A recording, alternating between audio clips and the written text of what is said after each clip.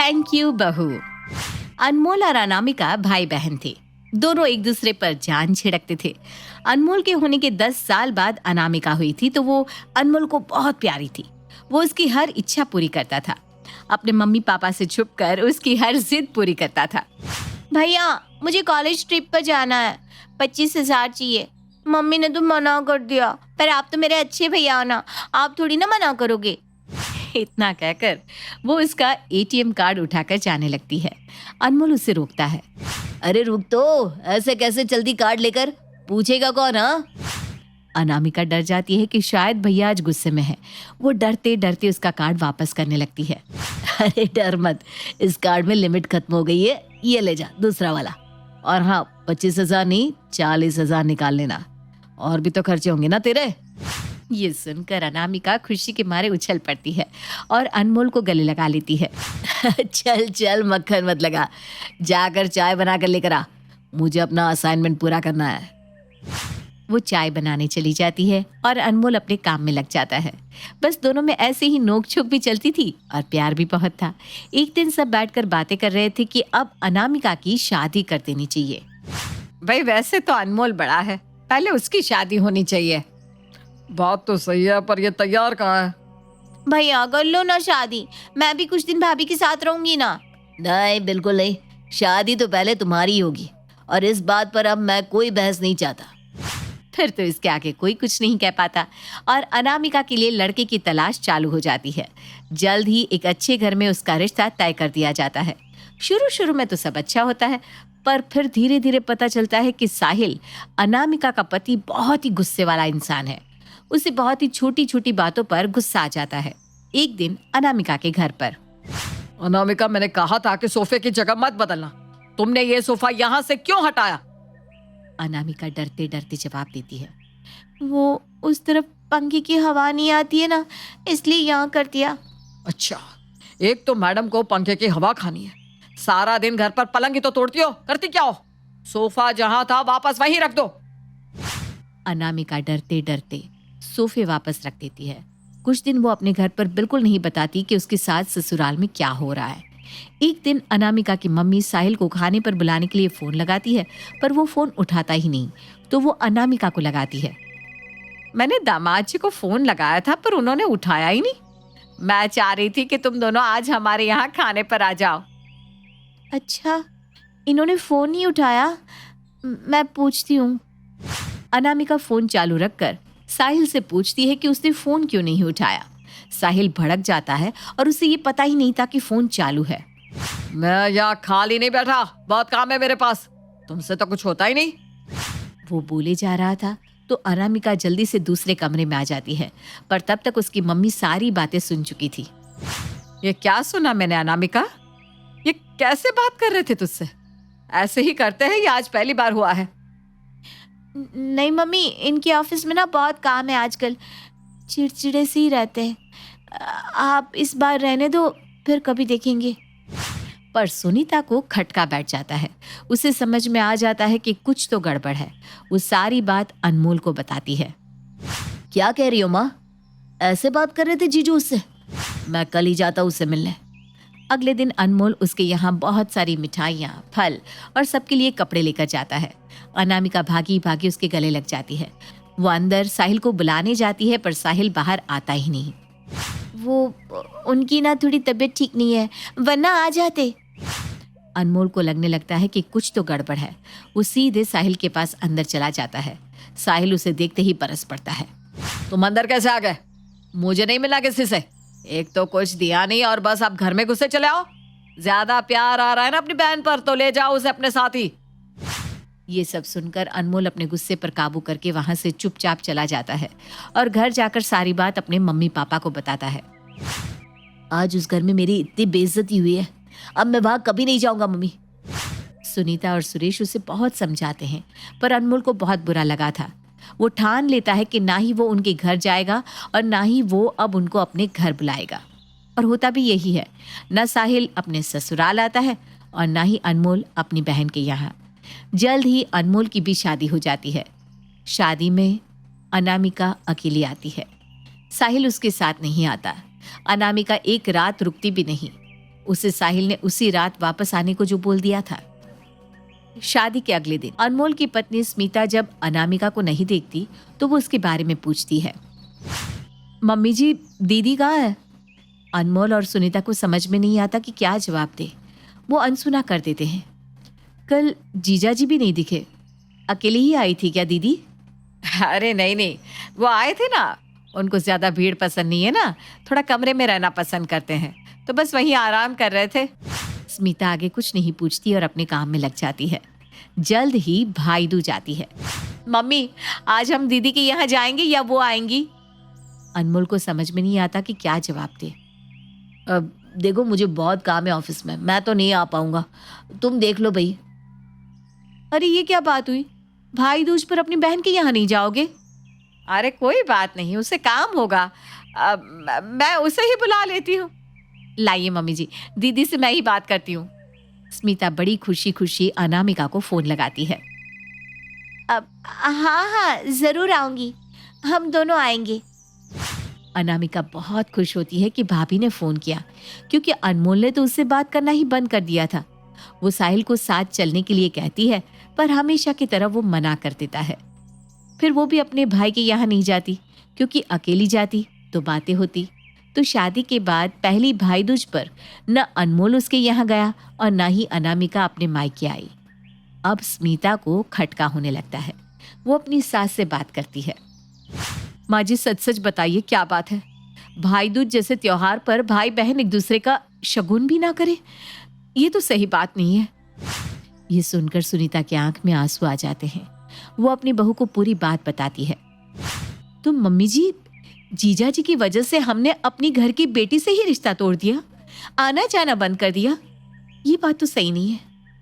अब आप देखिएगा मैं कैसे इन दोनों को वापस करीब लाती हूँ। स्मिता एक काफी समझदार लड़की थी। वो अगले ही दिन अनमोल को बिना बताए अनामिका के घर जाती है। भाभी को देखते ही अनामिका फूट फूट कर रोने लगती है। अरे दीदी, अब मैं आ गई हूँ ना, आप रोइए मत, चिंता मत कीजिए। ये बताइए, जीजा जी कब तक आएंगे? आती ही होंगी, तुम भी थोड़ा संभल कर बात करना, गुस्सा बहुत है इनमें। हाँ दीदी, आप मेरी चिंता मत करिए। दोनों चाय पी रहे होते हैं, तभी साहिल आता है। वो स्मिता को भी पहचान जाता है, पर कोई बात नहीं करता। स्मिता बिल्कुल बुरा नहीं मानती और उनसे मिलने अंदर जाती है। नमस्ते जीजा जी, कैसे हैं आप? मुझे पता है आपकी भी एक बहन है, ये मिठाइयाँ मैं उन्हीं के लिए लाई हूँ। बहन भाई का प्यार कुछ अलग ही होता है ना।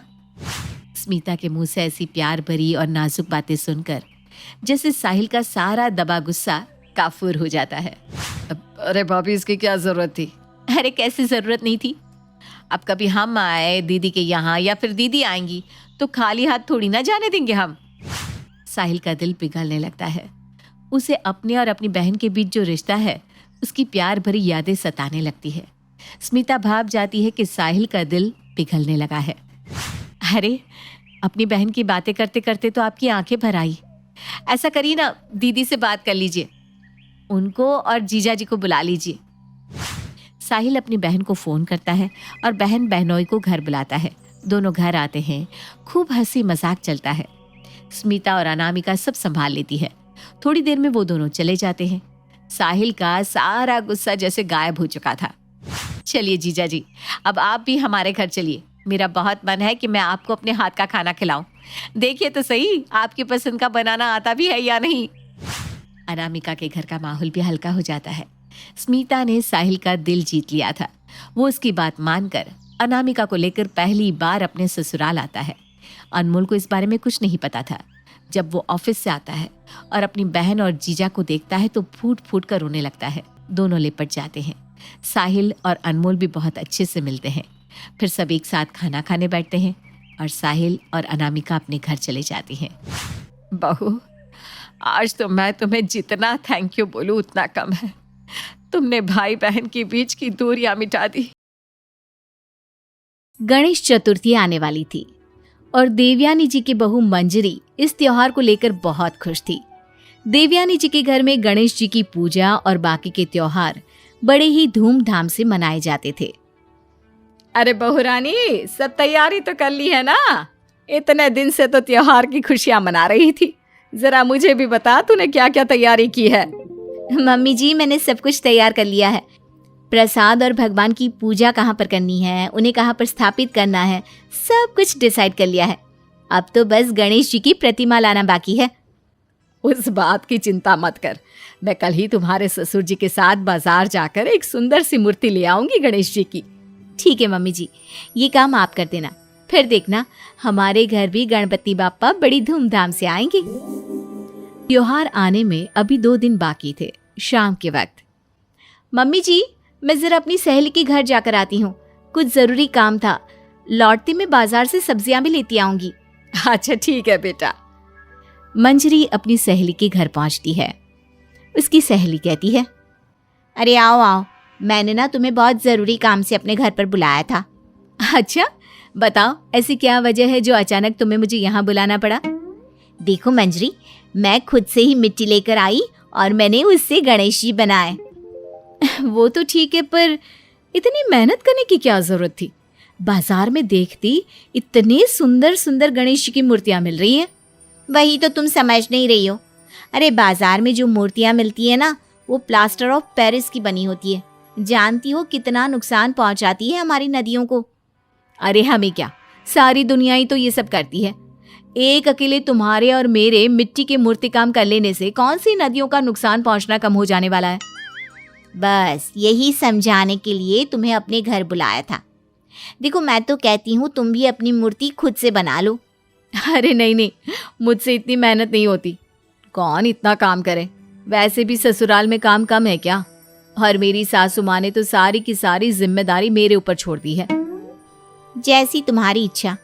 मैं तो चाहती थी कि इस बार तुम भी अपने गणेश जी खुद ही बना लेती। इसके बाद मंजरी वापस अपने घर लौट जाती है और घर लौटकर ये बात अपने पति महेश को बताती है। जानती हो, मेरी सहेली मुझसे मिट्टी के गणेश बनाने के लिए कह रही थी। अरे ये तो बहुत अच्छा आइडिया है, तुम्हें अपनी सहेली की बात मान लेनी चाहिए थी। अरे लेकिन उसमें कितनी मेहनत लगती है और कितने सारे काम करने बाकी हैं अभी। अच्छा तो फिर ठीक है, जैसा तुम्हें ठीक लगे। अगले दिन सुबह के वक्त मंजरी गाय को खाना देने के लिए अपने घर से बाहर आती है। उसे अपने घर के पास सड़क पर दूर खड़ी एक गाय नजर आती है।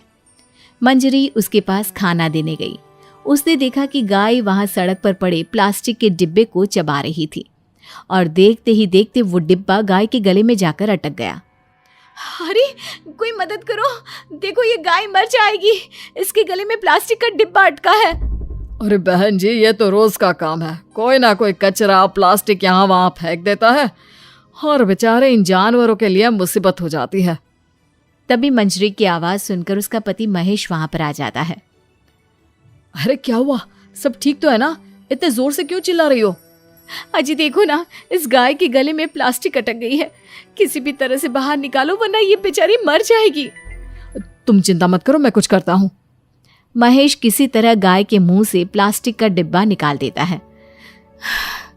ये तो बहुत अच्छा हुआ आपने बचा लिया, वरना मैं तो देख ही नहीं पाती। त्योहार से पहले अगर गौ माता की मौत हो जाती तो कितना बड़ा पाप पड़ता। न जाने कैसे लोग हैं, ऐसे ही सड़क पर प्लास्टिक डाल देते हैं। हाँ तुमने बिल्कुल ठीक कहा। अच्छा हुआ तुम दोनों ने उस गाय को बचा लिया, वरना कितना बड़ा पाप चढ़ता। चाहे काम कोई भी करे, लेकिन जानवरों को तकलीफ होती है ना, तो दिल बड़ा दुखता है। मम्मी जी, मुझे लगता है इसीलिए मेरी सहेली मुझे समझा रही थी कि हमें मिट्टी के गणेश जी बनाने चाहिए। अरे नहीं नहीं बहू, गाय को बचाने तक तो ठीक है, लेकिन अब ये नया झंझट मत पालो। अरे कौन बनाए मूर्ति, मुझे तो बिल्कुल भी नहीं आती। अगर तुम बना सकती हो तो ही ये काम करना। बनानी तो मुझे भी नहीं आती मम्मी जी, लेकिन आज गौ माता की जो हालत दिखी ना, उसे देखकर लग रहा है कि मेरी सहेली बिल्कुल सही कह रही थी। माँ और मंजरी, तुम दोनों को इस बात की चिंता करने की जरूरत नहीं है। ये काम तुम मुझ पर छोड़ दो। लेकिन क्या करने वाले हो आप? हाँ बेटा, जरा हमें भी तो बताओ क्या करने वाले हो। माँ बस आप ना शाम तक का इंतजार करो, फिर देखना। मंजरी और देवयानी जी को कुछ भी समझ में नहीं आता, लेकिन वो महेश के कहे अनुसार शाम होने का इंतजार करती है। शाम को जब महेश ऑफिस से लौटकर घर वापस आता है तो एक पैकेट में बहुत सारी गिल्ली मिट्टी लेकर आता है। अरे महेश बेटा, इतनी सारी मिट्टी क्यों लेकर आए हो? माँ, ये इको फ्रेंडली गणेश जी बनाना था ना, इसलिए। हाँ, लेकिन बहू ने बताया था ना कि उसे बनाना नहीं आता, और मुझे तो बिल्कुल भी नहीं आता बेटा। माँ, मैंने उसका इंतजाम भी कर दिया है। वो भला कैसे? ये देखो, YouTube पर अच्छी तरह से दिखाया हुआ है कि मिट्टी से गणेश कैसे बनाना है। अब हम दोनों मिलकर मिट्टी के सुंदर से गणेश बनाएंगे और अपने एनवायरनमेंट की सुरक्षा करेंगे। YouTube का वीडियो देख देख कर महेश और मंजरी ने गणेश जी की बड़ी ही सुंदर सी प्रतिमा बना ली। मंजरी ने अपने मोहल्ले की कुछ औरतों को भी वहां पर बुला लिया और उन सब ने मिलकर गणेश जी की खूबसूरत प्रतिमाएं बनाई। अरे वाह बेटा, ये भी खूब रही। भला हो उस गौ माता का, जिसकी हमने जान तो बचाई, पर बदले में वो हमें कितना अच्छा ज्ञान देकर गई। बिल्कुल ठीक कहती है मम्मी जी। और देखिए तो, इस बार वाले मेरे भगवान हर बार के भगवान से कितने ज्यादा सुंदर है। इस बार तो गणेश चतुर्थी का मजा ही आ गया।